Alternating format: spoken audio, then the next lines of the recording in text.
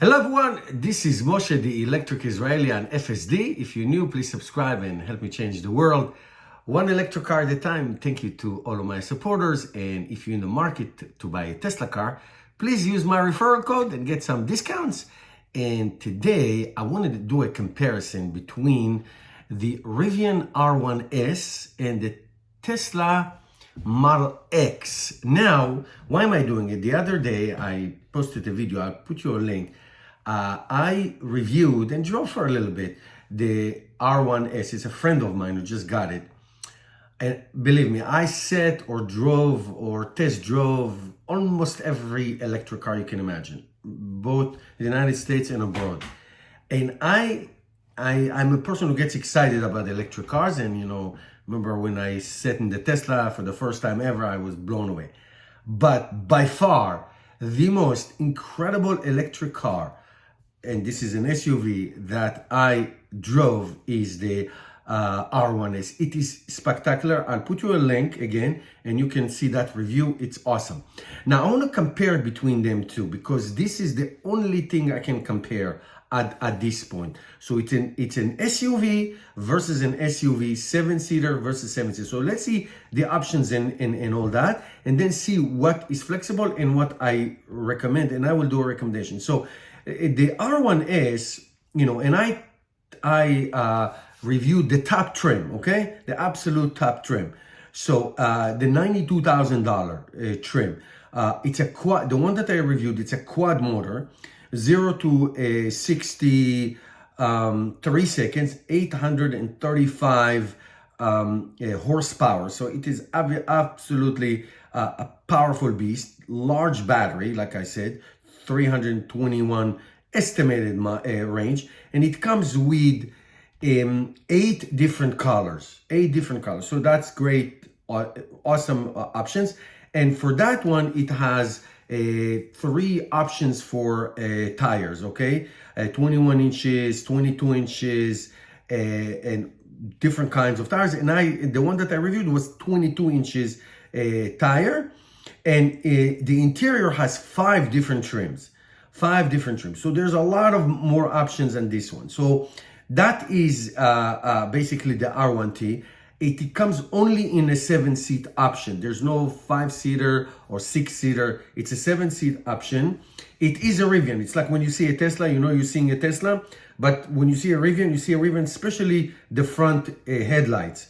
Those oval, beautiful front headlights and the light across.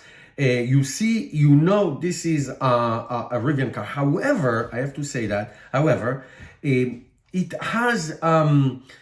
It is like an SUV. In other words, if you see that and you see the Suburban, you're seeing an SUV. Like you see it, it has some distinguishing features, but it's an SUV. So if this one will have like a gas option, you say, okay, it's a gas option, it's nice. Meaning, and I'm not saying as a criticism, it does look like a regular SUV. So that's good or bad, but now it does have flush door handles, it has aerodynamic, it has all those things that you need. Huge trunk, a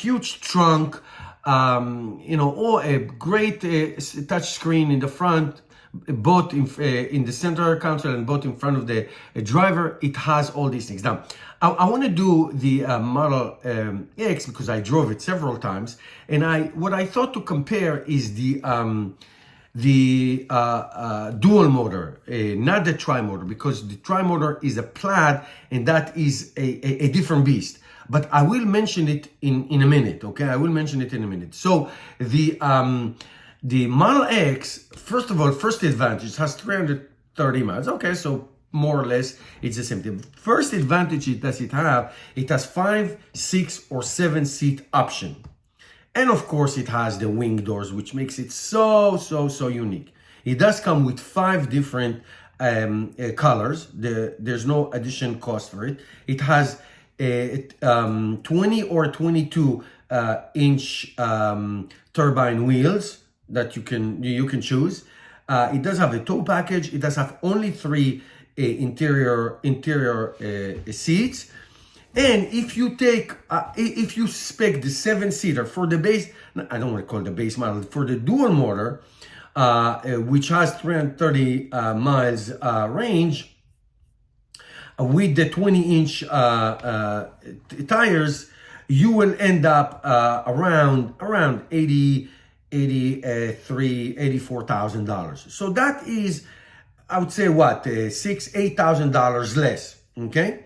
Now it does have a full self-drive capability for $12,000, but it does come with the basic autopilot, which is spectacular. It does have the steering wheel, the regular steering wheel, and the yoke steering wheel for more money. So I try to compare them side by side as best as possible. Now, if we go to the plaid motor, now you're talking about over 1,000 horsepower.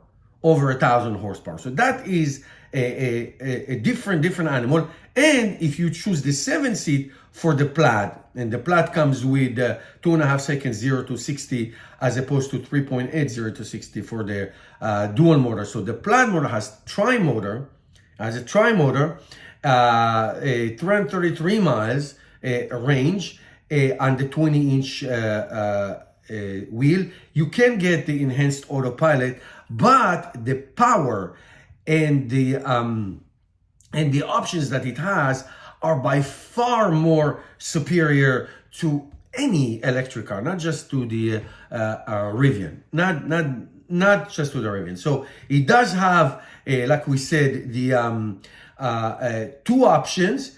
And of course, when we talk about Tesla cars, they do have the advantage that nobody else has, and that is, of course, the over-the-air software update. So the power and the features and the flexibility are by far favoring all the Tesla cars. But the base model, if you go back to the base model, the dual motor, it only has 670 horsepower. It can get maximum range of 348 miles, 3.8 seconds, depend which trim you get. So what I'm trying to say, both the Rivian and the Tesla Model X, they both have great options, of all options. But if you pick the top trim, the plaid versus the top trim of the Rivian, they're basically 2,000 in between them in favor of the Rivian, unless if you want to start putting more options and colors and all that. But these are two great options. So let me just say this, because I drove both of them, I sat in both of them. In terms of comfort, in terms of space, spatial area, in terms of visibility, in terms of material, in terms of quality of build and all that, the Rivian is by far more superior. It's unbelievable how I felt in that car. In terms of options, 5 seats, 6 seats, 7 seats, and of course the wing doors, which make it incredibly cool and also practical to certain things, the Tesla Model X is superior. Now, all Teslas have one advantage, but they're going to lose it by choice in next year, and that is the superchargers. So all electric cars in America are now joining the North American charging standard. The NACS, so that is going to be equal for everybody. It's going to be good for Tesla. They're going to make more money, but there are so many superchargers, I don't think it's going to be an issue. So what I'm saying is that Tesla has the superchargers for now, but always they have the over-the-air software. Now, the autopilot and the enhanced autopilot and the full self-drive are Tesla's, three aces, and nobody comes close to that in terms of the options and safety and all that. But I would say the Rivian, man, it's a great car. Oh my God, it's a really wonderful car. So what do I recommend to you? I don't know. Either one. It's hard to say. Family, comfort, luggage, Rivian by far. It's just a great car. It's a great, spacious car. Everything else is the Tesla Model X. Now don't get me wrong. It's not like Tesla Model X doesn't have comfort and space. It does. It's great options. It's a great car. But the Rivian, like SUV, that's what I say. But it's a 7-seater. That's what you get. No other options. That's what for now. That's what you get for now. All right, guys, thank you for watching, and I'll see you in my next video.